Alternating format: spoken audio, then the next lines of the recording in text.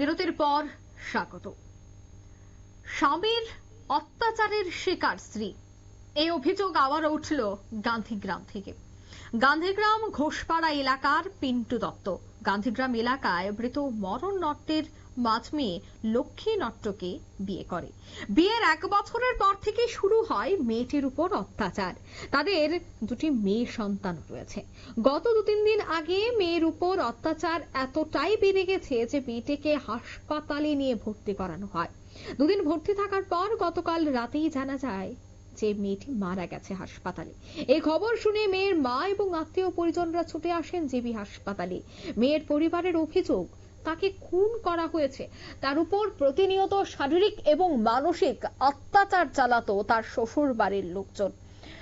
একেবারে সামাজিক অবক্ষয়। বর্তমানে প্রযুক্তির যুগ চলছে, প্রযুক্তির যুগে তাল মিলিয়ে মহিলা পুরুষ নির্বিশেষে তারা কাজ করছেন, তারা বাড়ি থেকে বেরিয়ে আসছেন এবং কাঁধে কাঁধ মিলিয়ে প্রত্যেকেই কাজ করছেন। কিন্তু তারই মধ্যে এখনো এমন বহু জায়গা রয়েছে যেখানে পুরুষদের দ্বারা লাঞ্ছিত নির্যাতিত হচ্ছে স্ত্রী। এই ধরনের ছবি কিন্তু কোনোভাবেই কমছে না। এই যে সামাজিক অবক্ষয়, সেই সামাজিক অবক্ষয়ের আরো একটা নগ্ন রূপ কিন্তু উঠে এলো গান্ধীগ্রাম থেকে। পরিবারের অভিযোগ, অর্থাৎ সেই মৃতা মেয়ের পরিবারের অভিযোগ যে স্বামীর অত্যাচার, স্বামী খুন করেছে তাদের মেয়েকে। কি বলছেন তারা, কি অভিযোগ তাদের শোনাচ্ছি। বিচার চাই, আমার বোন তো না, আমি তাদের শক্ত বিচার চাই। তারা বাড়ির সবার বিচার চাই। বোনেরা তো আর পাইতাম না।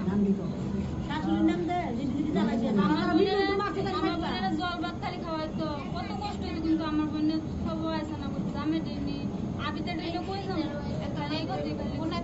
ডেলি ডেলি পিটাপিটি করতো, ডেলি মারতো আমার বেটা। মানুষের বেটা আছিল আমার। কটা বাচ্চা আছে? 2টা বাচ্চা।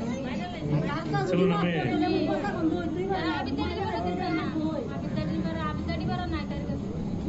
মারা গেছে কদিন হয়েছে?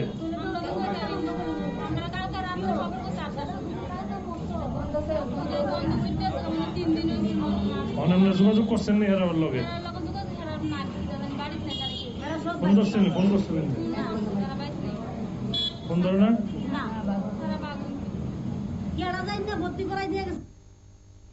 আপনারা শুনলেন পরিবার পরিজনদের বক্তব্য যে তাকে খুন করা হয়েছে, তবে জেবি হাসপাতালে তাকে রাখা হয়েছিল। এখন দেখার বিষয় যে ময়নাতদন্তের পর কি বেরিয়ে আসে, স্বাভাবিক নাকি অস্বাভাবিক মৃত্যু, তাকে কি মারা হয়েছে নাকি সে অসুস্থতাজনিত কারণেই তার মৃত্যু হয়েছে, সবটাই কিন্তু ময়নাতদন্তের পরই পরিষ্কার হবে।